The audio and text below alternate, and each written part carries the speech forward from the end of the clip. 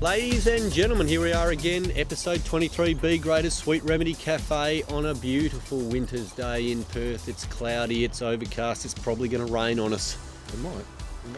But we've got our jackets. We have got our jackets, it's at least sort of warm. It is all over, Matt. Yep, everyone got some sleep over the last few nights. I know I did.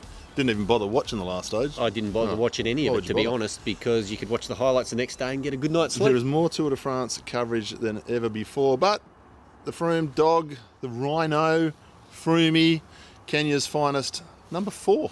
4, puts him up there. Yeah, one more and he's a legend. Uran moves like Jagger, best ride of his career, he said. Ran second, got a stage win, and like, isn't it funny how we sort of like, oh, he got second, and like you might see that as a failure, but it's nowhere near a failure. It's the greatest ride the man's ever done, and he admits that. And he came in expecting maybe a top 10. Maybe a top 10, hopefully a stage, second in the Tour. So he wins a stage, second in the Tour. Yep. Happy days. And this is from a team that up until probably March this year hadn't won a World Tour race. No, they've been very quiet. 2 years.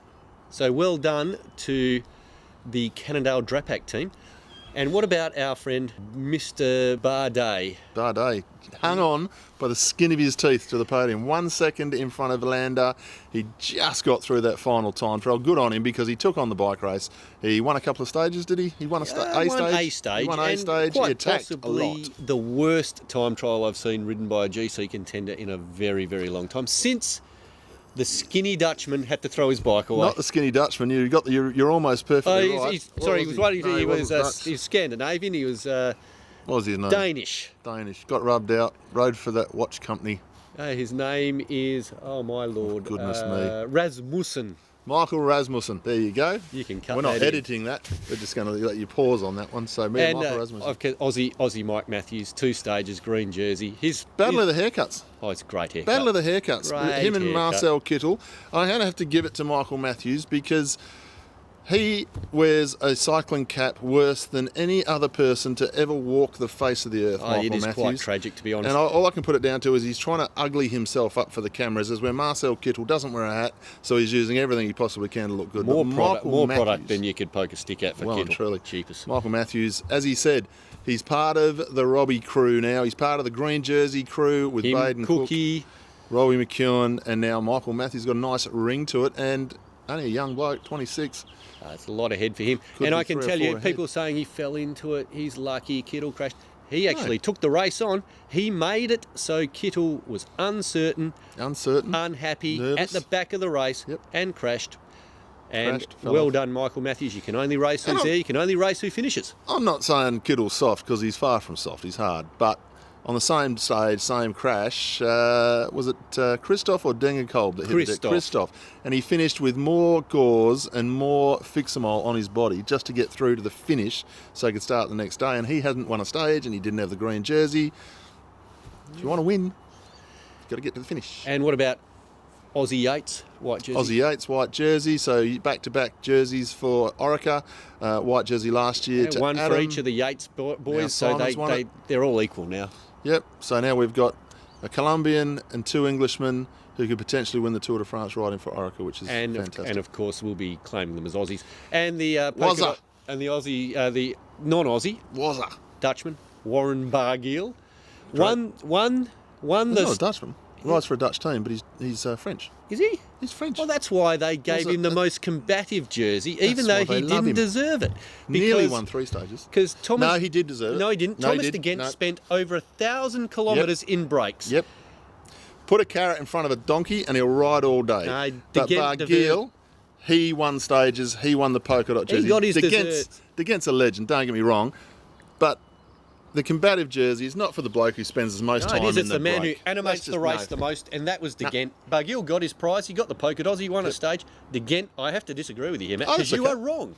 Barguil, great, and I don't begrudge him winning it. He didn't choose, but de Gent deserved the most combative. The combative medal is not a participation medal. It's not a participation medal. You actually have to attack, and the man who attacked the most in the Tour was de Gent. Anyhow, stuff that. Girls racing. The women's racing, and we saw the biggest travesty of an excuse for trying to promote women's racing in a long time. Third biggest. I'm going to say the biggest this year anyway. La Course for women.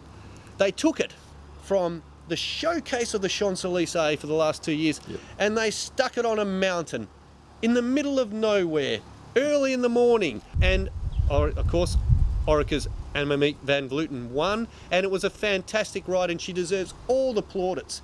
ASO deserves all the brickbats. What a terrible way to treat women's racing. You had the opportunity to make it a 2 or 3 stage race, finishing them in front of the world's crowd on the Champs-Élysées, and you stiffed them. You made them do a reverse handicap around Marseille through a stadium that was empty, where no one was watching, that no one understood. Poor effort, ASO. Great effort for the ladies who raced. They tried their hardest. They did the best of a bad situation, but need to try harder, ASO. I think it's an absolute travesty what they do with the women's tour, and I personally think that the best women in the world need to stand up and turn around to the ASO and say, we don't need you, because if you're going to treat us like second-class citizens, we're not going to come to your bulldust bike race, and that's what it is. There used to be a women's Tour de France in the 80s. And the 90s, women finished early 90s. They finished on the Champs-Élysées, correct? Yep. And they shared the podium. Jenny Longo, Maria Cannons and so forth shared the podium with Bernard Hinault and Sean Kelly and all that. And for anyone in cycling to say that there's great steps going forward in women's cycling, get your head out of the stand straight away, because it has gone backwards so far it's ridiculous. And now we've got all this bulldust social media content and all of these PR people trying to tell us that women's cycling is going forwards. It could go forwards, but it's got to be given a fair go. They used to run the Women's Tour de France on the same stage on the same day as the men, just shorter, for about 10 stages. So That's right. The women would finish a half hour, an hour later, the men would finish. Yep. Now they're too busy having a bulldust caravan throwing out shit fairy stuff to people, so that they can go home with a beer coaster or a floppy hand saying PMU. Exactly. Who cares? Let's promote women's cycling properly. So if you think they've promoted it properly and you're one of those people who think they're doing a great job, you're wrong. Get stuffed. Yeah. Absolutely get stuffed. Anyhow, let's say Matt1 at iinet.net.au, if you want to talk about that, we're happy for you to tell us that you think we're wrong. There was cyclocross on the weekend. Don't know who won, but I know Guy Kelmer fell off. Guy Kelmer fell off. I think he might have won as well, but he fell off, which was even better because we it just loved made a good seeing photo. him get muddy, and it was muddy and horrible the there. Kids had a ball out they there. Did The little like it. tackers had The a ball out video there. I've seen thought it made it look like fun. Couldn't be there. I was sick, but that's all right. You know, it's not all about me. Incidentally, our WNT team, it's our team, well done. Criterium Championship was held again. Last year, Eileen Rowe won it. This year, the jersey changes to her teammate and World Omnium champion, Katie Archibald. So well done to Katie. Well done to all the WNT girls. The rest of you who are sort of convalescing and enjoying your time in Germany whilst you wait to get back to England, it looks like the photos I've seen look really good. Sam Smith won again. World champion. Yeah, won again at Masters. Well done. 2 world champions in A grade. I saw a guy wearing complete white kit in the rain. In the rain, Paul Miller. A comment about world champions be wearing socks. If you're good enough to win the world championship, you can do what you like. But I do question wearing it. a full white kit in the rain. It looked if you can afford to buy another kit, it looked miserable out there. It was freezing cold. It was wet. So kudos to anyone who showed up. He didn't quite look like Mario Cipollini or Danilo De Luca. No, he's a bit too much of a ginger for that. But hey, what do you say? Punch you. Peel Districts this week. It's at Serpentine. Nick Cowie keeps sending us a whole bunch of stuff. Nick, not going to tell you the results. Go to the Peel Districts page. They spell the results for you. Nick, because he's such a great contributor to us, he wins this week's pair of socks. He gets a pair of socks. Get in touch with us, Nick. We'll send you some socks. Now the big announcement, Matt. The big announcement today. Oh, we've been hanging for this announcement, haven't we? We've been saying to each other off camera for 23 weeks now. I can't wait for this to happen because it's just going to change the world. Change the way that Chris Glasby charges for a service. Disc brakes are now allowed up to everything bar anything that's important. Yep. So you can ride disc brakes in CA races now. It's come through today, and except for NRS style events and national non-UCI and UCI stuff, because the UCI is still trialling it at pro level. So if you're an elite racing cyclist, you can't use the disc brakes when you go away to NRS. But if you're a B or a C grade or a D grader at club level, go for your life. Go for your life. And makes look, total sense. If you want to have discs, I can see the benefits of them. feel free to ride them. It's not going to make you go any quicker. Certainly not going to help you corner better, because cornering's about bike handling, not the brakes on your bike.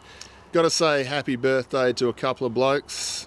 One very short bloke, Matt Deck, and the other one a very tall bloke, Matt Illingworth.